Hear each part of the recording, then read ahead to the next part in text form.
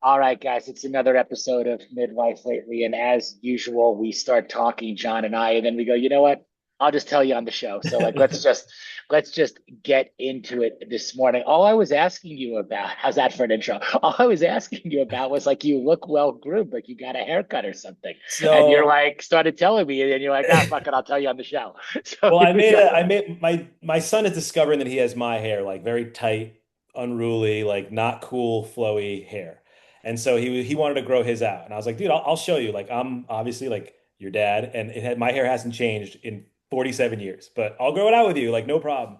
And so we're both we're growing it out. And I'm like, mine is looking worse and worse, and his is like just a big giant bush on his head. And so normally I don't notice my hair much because I do wear a hat a lot most of the time. And then this weekend we were at Eudaimonia, and I was like, I'm not gonna wear a hat every day. Like I'll comb my hair, and I hadn't actually even tried in so long. And so I wore it on Saturday. I was like, this is awful. I hate it. I didn't really think I'm not like super self-conscious about it, but I knew like I had to comb my hair, which I hate anyway. I like it short enough so I don't have to do anything. And so I was out all day. We came home, and you and I, we all went to dinner with our wives. It was great. And I walked in the door after, and Steph earlier was like, what's going on with your hair? Like, you got to cut it. I'm like, yeah, no, whatever. Like some point. So I get home, my daughter goes, ooh. She goes, I thought you would have cut it. And I'm like, you saw me all weekend. What's wrong with you? And she goes, well, you haven't combed it. She goes, you look like young Sheldon, but old. And I said, oh, thanks, sweetheart. She goes, you really have to cut it tomorrow morning. And I'm like, well, I'll make an appointment in the next couple of weeks. Like, it's no big deal. She goes, no, just cut it now. It really looks bad. And I was like, wow, my daughter, who's like my biggest fan and champion and does everything with me, if she's at that point where I just look absurd. So I yesterday at like lunchtime, I took out the 10 and the 8 and I'm clean and I'm done. So that's the story. I did not even notice. I would have said like, hey, I thought you were kind of going a little bit more rebellious, a little bit more like, hey, I'm swimming, I'm doing all I this like it, but stuff. The hair was all flowing. I didn't notice. I thought maybe the weekend conference, really had something. You were starting to adopt my routine, which is finish a long weekend and you got to go through like a grooming and a cleansing, it for does feel minutes good. at I the will tell you, I've never done it, and it's a good idea. I mean, we were there all day, almost every day. And I was going, my plan was to go to the first of the year. It would have been like 4.5 months. And, whatever, we'll see what it looks like. Um, but my daughter, like, you have two sons, so they kind of just rip on you all the time. But when your daughter, like, is like, you look really stupid and I love you and I think you're handsome, at some point you're like, it hits differently because your sons always make fun of you. My boy and I just constantly Yeah. make fun of each other. This was like, oh, all right. Like, if you, so like, really? And she goes, just trust me. She's like, you look older. It looks weird. You're trying to comb it. She's like, you just look, more comfortable. And I was like, all right. And as soon as I started cutting it, probably like what you do when you get home with your like, your whole like routine of getting back and resetting, I was like, oh, I do feel better. I hate having to comb my hair. I don't want to comb my hair. I like because I get out of the pool like this and I like doing nothing. I like just going about my day and it doesn't look bad. So a little inside info, but yeah, my hair was you probably didn't even who cares, but like my daughter was like next to me. She's like she measured it. She's like, your hair's 5 inches long on top, and I was like, that's a lot for me. Well, you're here now. You're Yes, back in front of your bookshelf. You're doing it. nice. I, I'm actually in Boulder. If you look at this is my studio today. Look at I this. So I'm love it. at It the, looks really nice, actually. I'm Are in you the outside? Moxie. Yes, I'm sitting outside. It's a little breezy, but it happens to be gorgeous right now. So I got to Boulder last night from Palm Beach. For those of you guys out there, we spent the weekend at the Eudaimonia Summit. Had a great panel on menopause. We covered a lot of ground and emotional and physical and spiritual and mental, even financial health for men and performance of what they should be doing. I thought it was really well received and a great panel of guys, and you were there too. And then checked out, raced to the airport, got on the flight to Denver, proceeded to spill half my water from my water bottle on my seat, and Ah, then sit in it. So I was like sitting in a like nice. my pants were soaked. Or Yeah. like I'm sitting on I took that flight sitting on my left ass cheek because the right side of my pants like were soaking. I was so embarrassed to even stand up and like try to walk to the bathroom to do everything. So that was my flight. And Auden picked me up at the airport. We went to dinner Nice. and then I crashed hard. And I'll tell you, I really overpacked for for this hike and for everything Heat tomorrow or just too much because stuff? or one too much stuff, and it is not cold. This is, I was told by my son yesterday, he goes, this is the latest into the year that they've had where there's been no snow and like no real significant drop in temperature. So I don't even really need this beanie, not that it's covering up my hair or anything, but I came down this morning to grab coffee and to do little Yeah. things, and I had a jacket on and all this, and I was like, okay, I don't need any of that going on. I would, you're So starting at 5 a.m. though, right? I would guess you're going to it hit will some. be cold. It will be cold at 5, but it will be warming up throughout the day. So I'll have a long sleeve, get a shirt on it for a couple layers, and I'll bring some stuff in my backpack. The main thing that's going to get me is the altitude, dude. And we're Every starting at like feeling, yeah. 6+ thousand feet, I think we start at, and then First we'll day.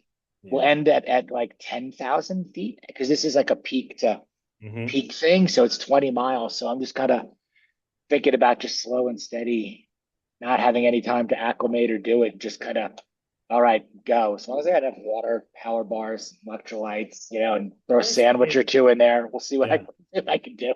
You got to pick up some Uncrustables. That's the key to all this stuff. Get some You know Uncrustables. what? There's like a 7-Eleven right on the Yeah, corner just get like here four by of the those. by the hotel. So I'll just throw a bunch of those in the bag, plus however many bars and all the other stuff we picked up at the summit. I think I have Yeah, 20 pounds of stuff that we it's coming I out of know. Eudaimonia. Yeah, same. Yeah, it's like handing out snacks on the plane to the woman sitting next to me. I'm like, you want anything? I got a bag full of stuff right here. You want some aminos? You want some electrolytes? You want some peptides? How can I make this flight more enjoyable for you? Yeah, I'm going to pick some of those up too. I met a guy at yesterday at the summit who runs I think it's Kion or Keon, Yeah, that the brand. aminos. I got Yeah, those. the Yeah. aminos and everything. So he's based in Boulder, so I'm going to go meet up with him later this afternoon and check out their place. And That's interesting. yeah, go see what's going on over there. And then I'm heading to Bart's house and I'm going to sleep there tonight.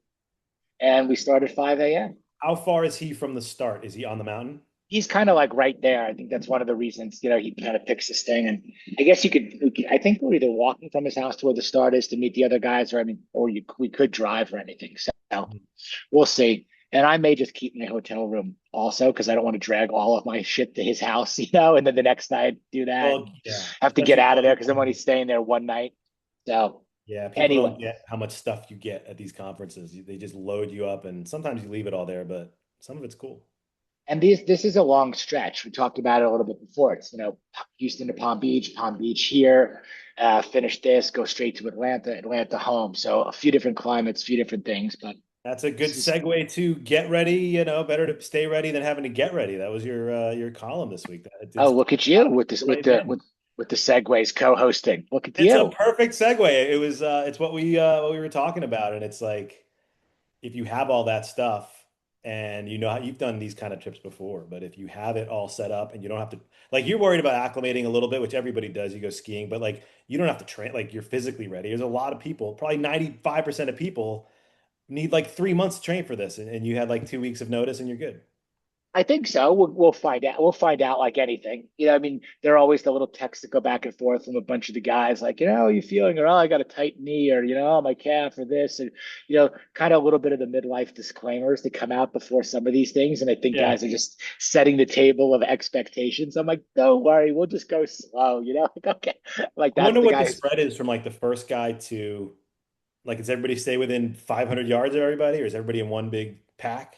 Yeah, I don't know. I tend to think these things spread out kind of organically Yeah. throughout. And give or take, there'll still be no man left behind. We won't leave Right, anybody right. back, zero. But I've been on a number of these before where they spread out, and guys will kind of go at their natural pace because you do a lot of stuff too. And the one thing it's hard if you're at a different level. It's actually hard to hold back a little bit. Like if your natural pace is a certain thing, and that Yeah. It's kind like of annoying. it's Yeah. it's kind of hard to hold back, and you don't want to hold anybody else back. And if your natural pace is a little bit slower, or you're doing, then it's really hard to speed up. Obviously, there too, and to keep up. The main goal, like anything else, is finish, get back to Bart's house, eat a lot of pizza, get in the sauna, get in the plunge, and that will be what success looks like. But to your point, writing about this, I love that phrase. Like, you don't have to get ready if you stay prepared. And It, it doesn't mean you have to be in perfect condition 24/7, 365. I mean, doesn't mean you have to be in cover model shape, all year, every day. Doesn't mean you have to be in, I'm going to podium, this event all year round. But it means you have to have a level of general physical preparedness that you get invited. Like you're on that short list of guys. Like, hey, if we're doing something, like Yeah. you'll be able to do it. And that's a pretty good feeling. I think it was Don. It was Don Saladino had even said that in our interview a while back. It's like, I never let myself get more than 2 weeks outside of like photo shoot shape.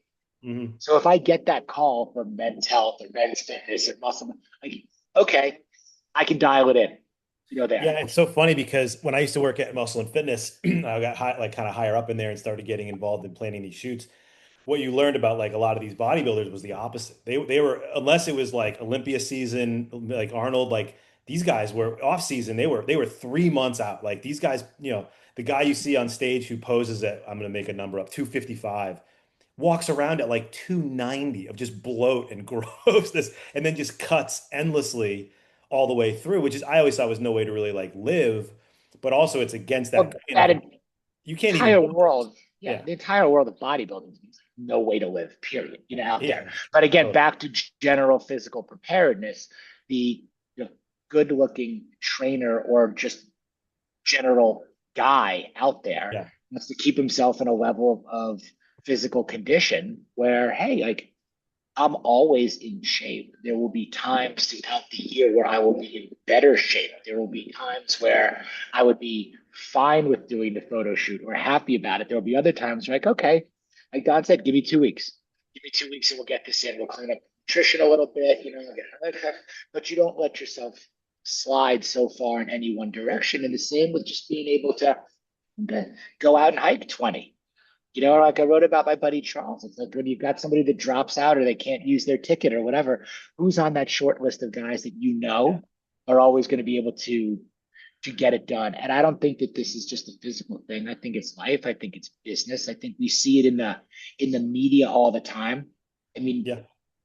why are certain people quoted in articles on topics or at certain events and experiences all the time? Because they keep themselves out there as the expert, as somebody who's ready to talk about that subject all the time. My speaker friends say that all the time. It's like, hey, like, somebody's going to miss their flight to an engagement. It's going to happen, or it's going to get canceled. Somebody's Sure, going to yeah. get laryngitis and not be able to do their keynote. And if you're the guy in the break room, Next they're man going to up. bump you. They're going to bump you to the main stage, that time. Or Yeah. if you don't know your material when that PowerPoint, the power goes out, on that, they call that the dummy monitor, and you don't Yeah. know your material, you're going to have a rough go. Yeah, What it's I mean? like it's like the guy Rashad who's on our cover this week, Oh, he has a cool idea of like seasons, right? So he's like he keeps like a baseline of fitness all year. Like he could always run in his thing. It's like a half marathon, bench a certain amount. Like he stays ready forever. But he does like the first quarter of the year is like he boxes. He loves boxing, but you can't just box all the time because then you're not so good at like marathons, which is what he likes to do also. And then he's into golf, and it's like you really can't train heavy and bulky if you're really trying to get better at golf. So it's like 50 to 60% of his workout stays the same. The core sprints, the core running, the same stuff we do, strength training, intervals. But throughout the year, which is really what I've been trying to get better at, it's like instead of trying to stay ready for everything all the time, if you can kind of stay baseline fitness strength ready, and then you can do, all right, these 3 months I'm going to box. I know you box every Friday, or these 3 months I'm going to make sure I kind of get a little bit more flexibility and drop some weight. I do it with swimming twice or 3 times a year for my meets. I try to drop, and I don't do nearly heavy Olympic lifts and stuff like that. But I like the idea of like, all right, this summer I'm doing this. And so that's what I'm going to train for most of the time. And most guys don't. Like most guys, they'll do if they work out at all and they're into it, like either they're all in on Ironmans or they're all in on marathons, they're all in on tennis, or they're all in on just I work out, I lift twice a week, I do Stairmaster twice a week, and I'm good. And I think there's a better way to do it. Well, I think it's one of those other things we always say. Also, more isn't better, better is better, Yeah, to that effect. And I think it's one of those other things. You can't do everything, right. and doing nothing is not an answer. The other question is to that, do you want to be a generalist or a specialist? Yeah. Or the guy that does the same thing kind of over and over again, and maybe you could call that one dimensional in a way. Yeah, I think a lot of the stuff that I've had the most enjoyment with is when I mix it up, when there's variety, when there's some Yeah. foundational things that I do, and then have fun with some other stuff, whether that's XPT swim workouts, like you said, whether that's the boxing stuff, whether that's throwing in some hiking, whether that's, hey, kind of want to play a little tennis again, in there too. And you start to realize around that, okay, well, I'm not going to be lifting heavy and bulking up if I want to start hitting some tennis balls, or if I'm in the, you Like, just wouldn't it be feel cool? Like, things with your yeah, body. And I yeah, think you just go again with that feeling. But what I find now approaching 53 also is like, there's something kind of nice just about being able to do kind of everything. Like you look back, it's extreme an example, but even like you look at most Navy SEALs, yeah, and they don't look like bodybuilders. They're not giant guys. yeah, They're guys that you look at and you go, this person is fit for duty. And by definition, that means whatever I ask this person to do, they're going to basically be able to do it. So yeah, they just look like they can move, they can bend, they can carry some heavy shit, they can do everything. yeah. Okay, like I think in that regard, like that's a nice goal to have and a good standard to set for yourself. I Okay, agree. like Can you jump into, an Ironman? You don't have to be able to have to do that, but could you do a 5K tomorrow? Yeah. Could you go through any kind of workout with so and so? Sure. Um, that's the baseline that I always used to be like, I always want to be able to bench like 225 like 8 or 10 times. I always want to be able to do play hoops for a couple hours. I always want to be able to swim, a certain pace. Like, and other than that, and like I'm realizing that there's a minimum effective dose of that I could probably do. And then whatever I want to do on top, if I'm training for a meet, if I decide to play more basketball, if you decide like, you know what, this first 4 months of the year, I'm going to take tennis lessons again. I'm going to start playing right. again. So something has to pull back, right? You can't do all those things. I might be a very shitty soccer player, and I am. I don't know how to play soccer at all. But if you put me on the field, I could do the running part. Like I don't know what to do with the ball. Yeah, Like what I'm saying, like I'm in shape enough to kind of be out there and be in the game. So I feel like, and not to over kind of do the fitness side of things. I think particularly for guys in middle age and the guys that we reach and talk to and hear from, it's like you get asked a lot, like, what's the goal or what should I do? And do lots of things. Put yeah, yourself in a position where you can do lots of things. And I'm never as concerned with what somebody's doing as much as this person that's doing things overall. yeah, There are just tons of ways to get fit. Do I think you should lift some weight? I do. yeah, Okay. Do I think that you should be able to have an aerobic capacity of being able to run, a mile or a 5K or certain things? Yeah, you should. You have to be a great athlete at any of these other things? Not necessarily. You just have to be, capable and conditioned to do yeah, these things. So I do like these kind of benchmarks a little bit, like these little reminders of again, okay, can I still do this amount of push-ups or pull-ups? Like these kind of physical, like these little benchmarks. Can I still run this? Go, okay. Can I do it at 52? Can I still do it at 53? Can I? yeah, I know, look, the reason I climb the mountain every year, it's like just really to see, can I continue to do it? Where am I year to year on a lot of these things? And you do it in business and you do it in life and you check your yeah, financial statements and you do all this. Why, I don't see health and fitness and getting your checkups is any different. It goes back to the standards that we always talk about. And in summation, that's what I was writing about this week was about how you don't have to get ready if you stay prepared, and it's a pretty simple checklist of kind of benchmarks to do it. Um, I wanted to hit this more interesting. I thought was the shift we posted about the shift wave chair, yeah. this week, and I got this message back, from a guy, like, why are you marketing a $9,000 chair, whatever it was in there, and I like the question. I really do. And it got me Yeah. thinking. I always first immediately go like, my immediate response is like, why are you fucking questioning what I'm marketing? Like that's For always you like, to tell me. Yeah, yeah, exactly. And then after I take like a few seconds in there, I go, not a bad question. Phrasing could have been better, for like the judgment side of things and everything. But we're all human on that. And it just got me thinking about like, do I want to answer that, and how do I want to answer that? I actually thought you answered it, and normally you and I differ on how we would answer things.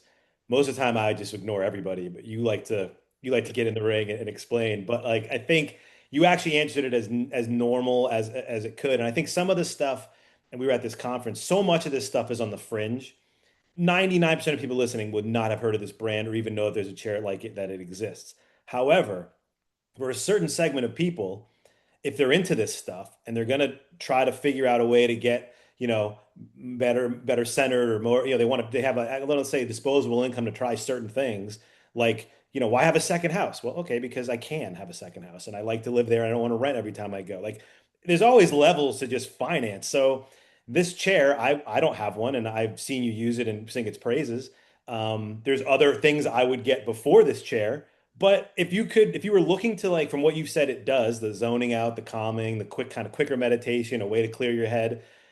Why the hell not? Why do you have, like, I think you mentioned it, the guy, which is a good one. Like, there's people who have Rolexes and there's people who have Timexes and everything's fine in between. But you don't go to someone and be like, what do you need that, Rolex Tom Selleck Pepsi one for? Because I fucking want it. That's why. That's the answer. Okay, it's high value, it's high quality. It makes me feel good if that's the case. Yeah. Yes, does the Timex keep time exactly the same way? Absolutely, it does. But I think it's exactly that. It's like, look, you know, guys will go out and they'll spend money on a motorcycle. Yeah. There are guys that'll go out and they'll spend thousands of dollars on wine. There are guys that go out and spend hundreds of dollars on dinner and drinks every single weekend. Right. And there are also people that spend a lot of money going to meditation studios and yoga studios and all these other, making all these appointments and going out. And if they took the budget and applied it to an asset that they could have 24/7 access to, you might Yeah. be able to make an argument around, value. The point being, where anybody assigns value is based on what their priorities are and what's important to them and what ideally they can, or cannot afford, in there, and how Right. they've done their own due diligence on it. And that was overall a valid question. But here's the thing: like, don't want a $9,000 chair, can't afford a $9,000 chair, don't get one. Well, Not everybody has interested in things these they're willing to, things? yeah, Fine, right? Wanna, you spend. yeah, buy a horse, buy a motorcycle, buy a fancier car, wear a rubber. Do it if you can do it all. Go ahead and do it all. Also, if that's what you think. Or it's So trade-offs. Like, I don't know if somebody would be like, I was gonna take my family on vacation, but I got a shift wave chair instead. Like, that obviously seems like, but like, if you're at a point where yes. you can easily just make that purchase, it's Well, the I same think there's purchase people make that, they're gonna get Lamborghini instead of, a used Corvette or whatever. there's always the conversation between experiences over things or Yeah. experiences for things. And then there's the conversation that there are things that enhance experiences Yeah. in there too. Those are always the evaluations. And this still also comes back to, again, what are your standards? What is your thesis? How do you operate? Make those decisions accordingly. Yeah. It either fits or it doesn't fit, or it either is something you want, but it doesn't fit right now, or it's something that you want, but are not able to have. So I'm going to be able to replace that with some other thing that gets me close to that because, again, meditation or down regulation or relaxation is important to me. So I may not have the chair, but I may go meditate on my own, or I may go to the studio, or I may get a massage once a month, or whatever it is. But here's Yeah. the thing that might do all of it. Okay, it may be on your radar right now. Yeah. It's So a that matter was what I of, rattled off on the plane. no, I it's a think it good was one. last night. And I don't have Wi-Fi, and I'm sitting there with my wet ass, sitting in the seat. The question comes Comments. in, and Yeah. I'm like, let's go. We're gonna do this It was now. a good answer. It's like, I think I texted you. It's like, yes, like, you go online, you see some of these brands, you like them, I like some of them. I like t-shirts. Like, I'll spend money on a t-shirt. It's going to last me 5 years. It fits well. We're built athletically. I don't just want these other things. But, so maybe you'll get a $60 t-shirt or an $80 t-shirt or whatever. But you could go to Costco and get a pack of like 12 t-shirts for $60. This Okay. conversation will never No go big deal. away. And that's, Yeah. by the way, also a segue into your monologue around like, hey, like, what's easy, what's hard, what pisses us off, where are these things like, and it's a constant shift. These conversations will never go away. Yeah. that's there. It also, by the way, that's exactly what you're saying about this notion of high-low dressing that we put in the newsletter Yeah. this week too. And if you guys haven't seen that or don't know what I'm talking about, go check it out. This notion of high-low dressing is really this mixing of higher end pieces with Yeah. like lower end, if you will, or value pieces. So Yeah. yes, if you have the Rolex, you're wearing the Rolex. The Rolex paired with the $40 Levi's 501s and the Uniqlo $12 t-shirt, Right. it might also be paired with the $500 boots. It's like this notion of like high and low. It's like what is good?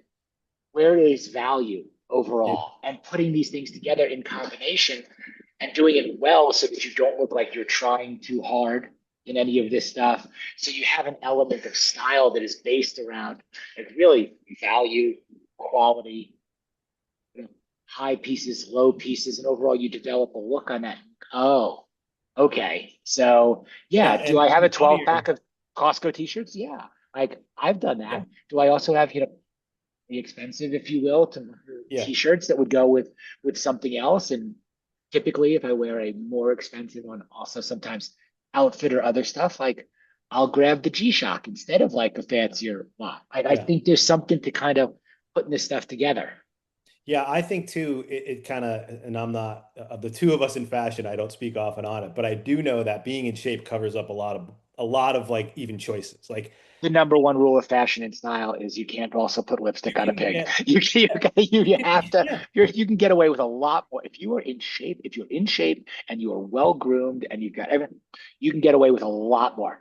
if you are in a really good shape, you can get a black t-shirt from just about anywhere. I don't even care. Pick your place. Target, Costco, you can get a pair of jeans and just a dark pair of sneakers and you look good if it fits, if it's fitted, if you don't get a big baggy one. And like to me, that's 90% of what I wear. And it's because of that. I don't need to worry about the brand. I need to worry about how it fits. And almost all the things that I will spend on are so they fit better. Like I don't actually care whose name is on it. I don't even want the name on. I never wear like a big Fashion and logo. style Yeah. starts with the individual. Yeah.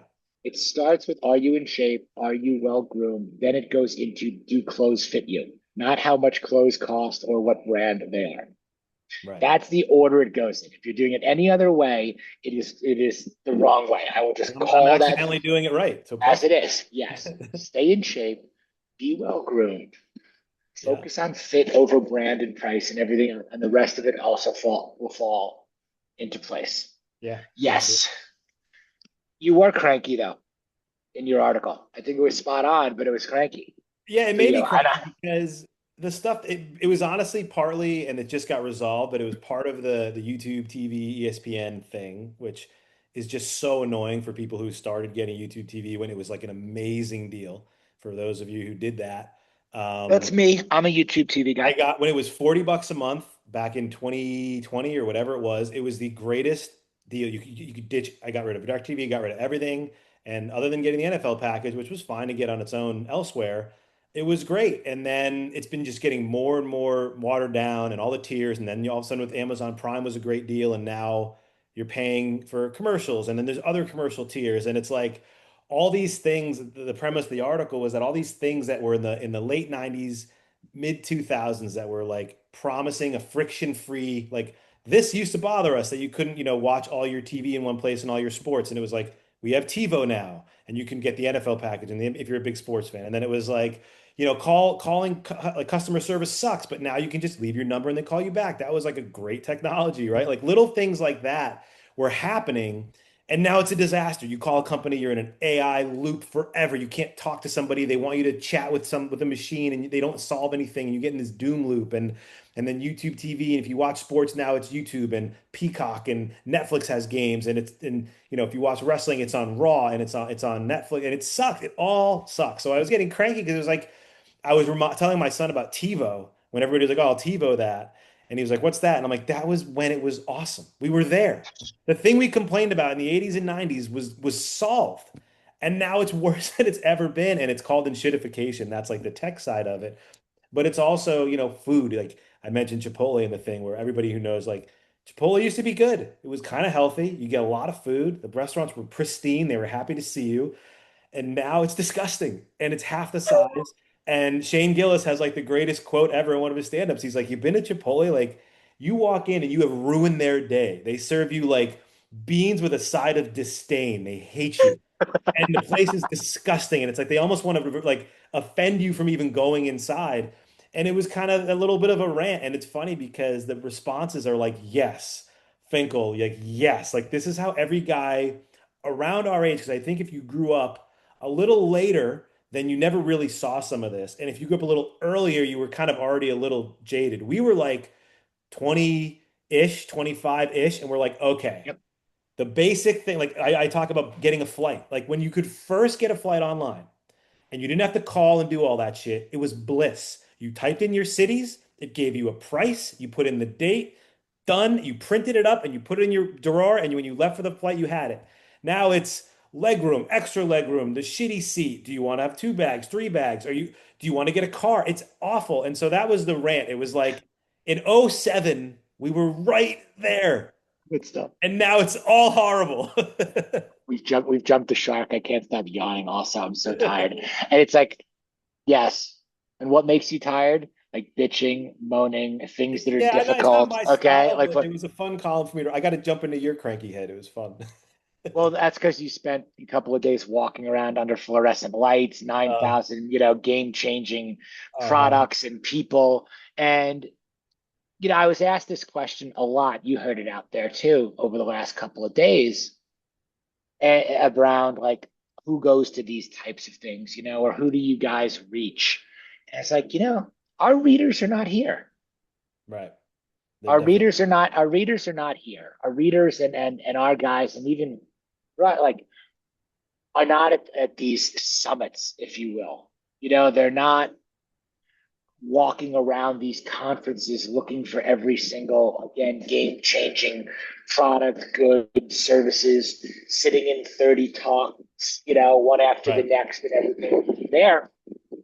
And I think that's a great thing because we shouldn't be. All of us I think shouldn't our be. We readers are should be doers. out doing, right.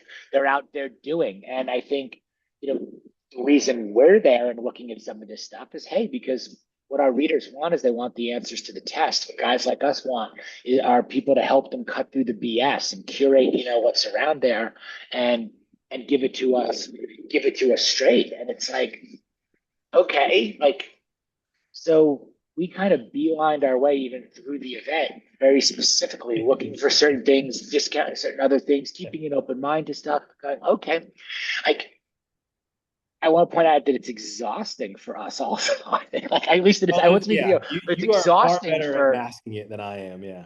but it's exhausting for me because I don't like it either. I just want to be completely put it out there. I don't like it either.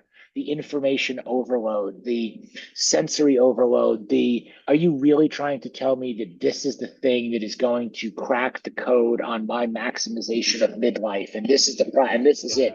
And here's the packaging, and here's the science behind it, and here's the this. But by the way, it's all completely So non-regulated, yeah, and I think nobody's just to gonna, jump in, and so all this people, other stuff. yeah, It's but just just to like jump in, so people understand if so when you go to this thing, there's like I think it was 180 booths.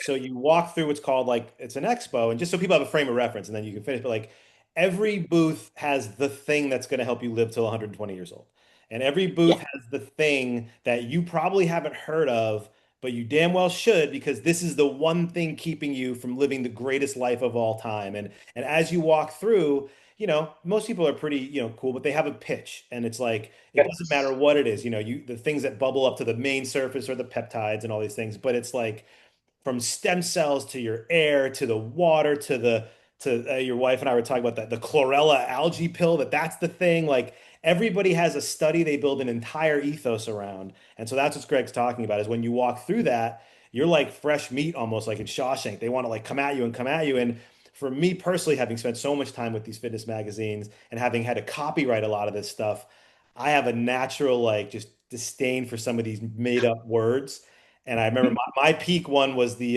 guy explaining to me the anti-nutrition of certain air. And I'm like, I'm out. I don't think that's a thing, but I'm willing to, I guess that's what you're doing, but there's certain words they come through and you were talking to some of these people and you can see it on our face. We were like, I just want to politely walk away. I hope you have the most success. If you found the thing, then great. I'll hear Yeah. about it a year and a half later if it's proven, but I Right. just And want to maybe I quietly missed the walk away. greatest opportunity in the Yes. world to invest and get on board and to Yeah. change the course of my life. And thanks for providing the context, to the whole thing Yeah. on there.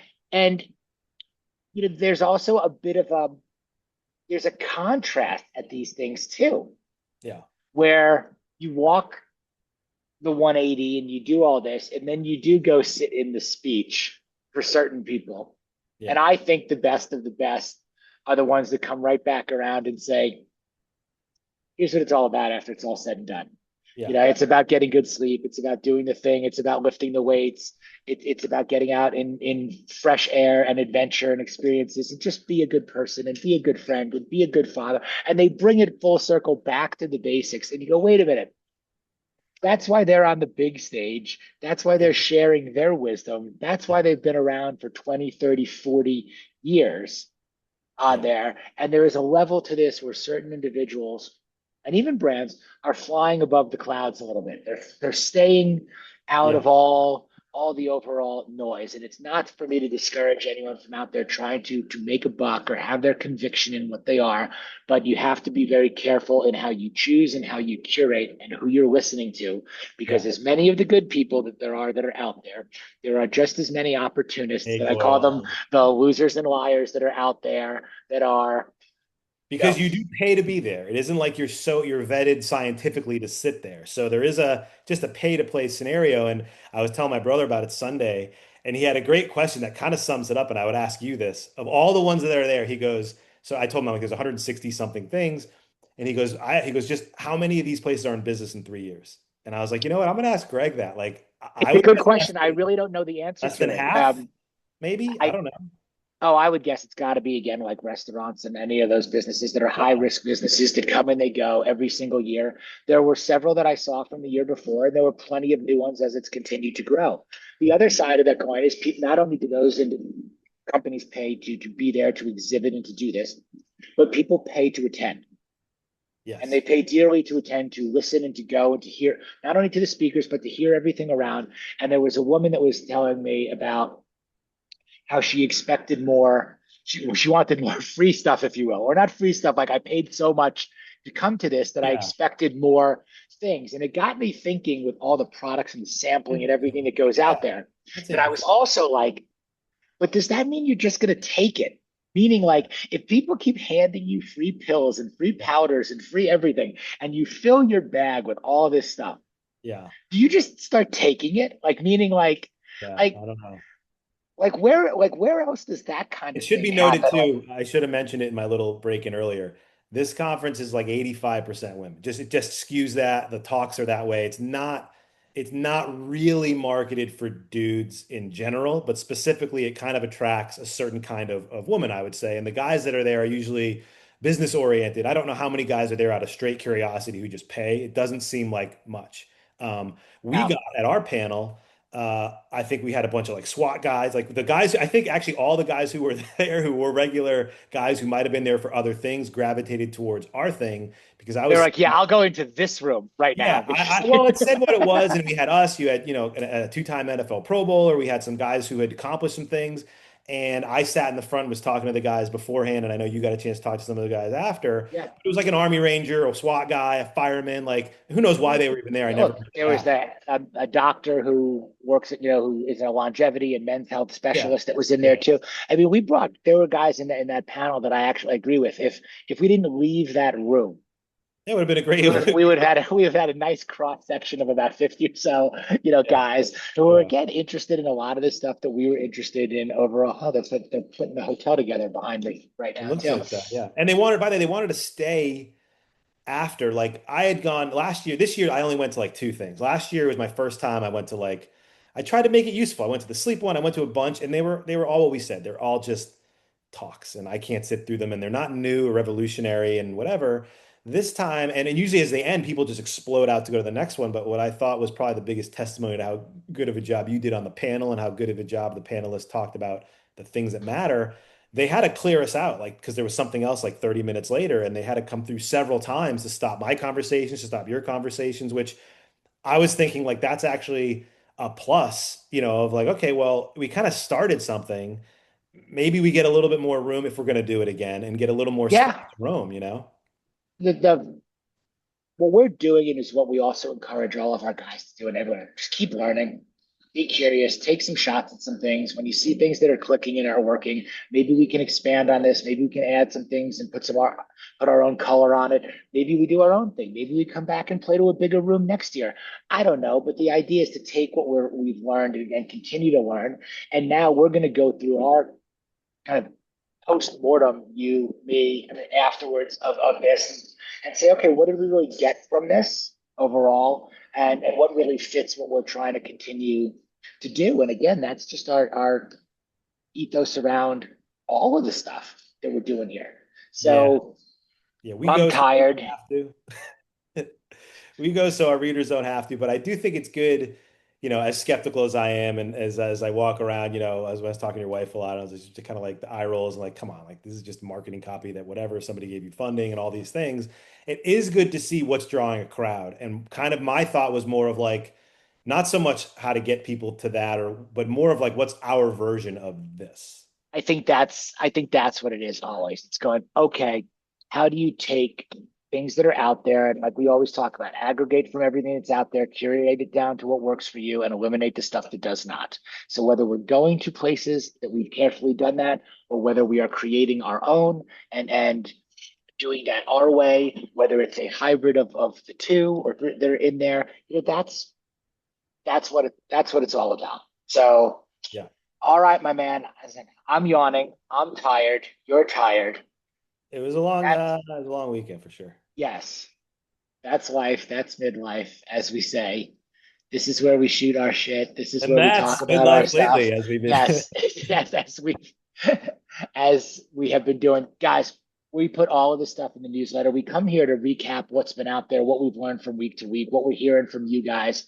So we love keep those comments coming. Have questions, throw those questions to us. Also, things you want us to write about, hear about, go a little bit deeper on, don't hear any more of it all. Like we're open to all of that, and we just want to kind of take our Mondays like we usually do and share with you what really is happening in our respective lives and worlds and what we're working on to continue to make Midlife Male and our platform better for every one of you guys. So make sure that you are subscribed to the newsletter. That's where all this stuff goes. We barely touched on this if we even did it all, but hey, events, experiences, what we're doing directly. We're crossed over the 30,000 reader threshold right now. We're adding hundreds of new guys every single week. We're building out our 2026 calendar. There's a lot of exciting momentum that is going on for for all of us. So we're better together. So keep it coming, and we will see you guys